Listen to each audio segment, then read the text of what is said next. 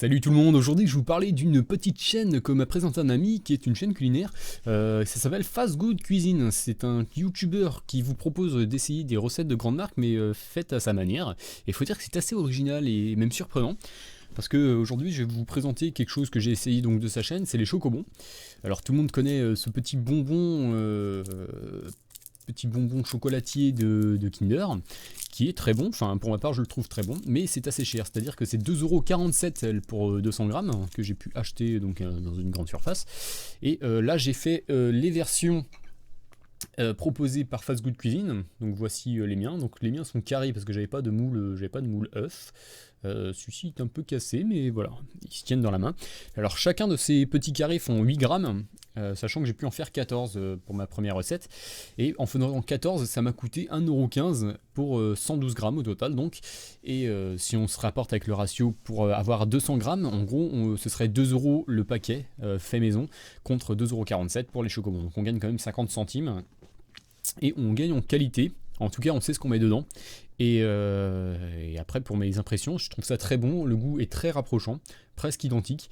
J'étais surpris pour le chocolat blanc, parce que j'avais un a priori. Je pensais qu'en mettant du chocolat blanc, ce serait pas exactement comme dans le chocolat des Kinder, donc on retrouve dans les Kinder Surprise, les Kinder Maxi, les chocobons. Et en fait, eh ben si, c'est exactement ça, et c'est parfait. Donc je vais le goûter juste devant vous pour vous montrer que c'est comestible quand même, et que je ne vais pas mourir dans la minute. Voilà. Le goût est là. On sent bien le goût lacté du chocolat blanc. Le pralin est un peu gros aussi, mais finalement, c'est pas plus mal, hein. En tout cas, le goût est là. Non, j'ai goûté le chocolat original, même si là j'ai encore un peu le goût de l'ancien. Tant pis. Je vous donnais valider mes impressions, si elles sont exactes. Alors, le chocolat est un peu plus croustillant sur le dessus. Quand on croque l'œuf, on a l'impression que le chocolat se casse doucement et d'avoir une espèce de croustillant de chocolat qu'on ne retrouve pas sur ces chocolats. Par contre, il y a une petite touche d'acidité sur les originaux, je sais pas d'où elle vient, mais je l'apprécie pas du tout finalement. Je m'en rendais pas compte jusque là en égouttant. Mais sur les faits maison, il n'y a pas cette touche là et finalement je m'en débarrasserais bien sur les originaux.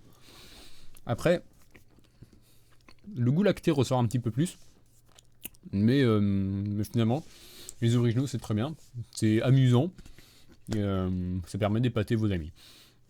Alors je vous conseille vraiment d'aller essayer. Donc je vous répète, c'est Fast Good Cuisine. Et si vous testez ces recettes, ben, je vous souhaite une très bonne dégustation.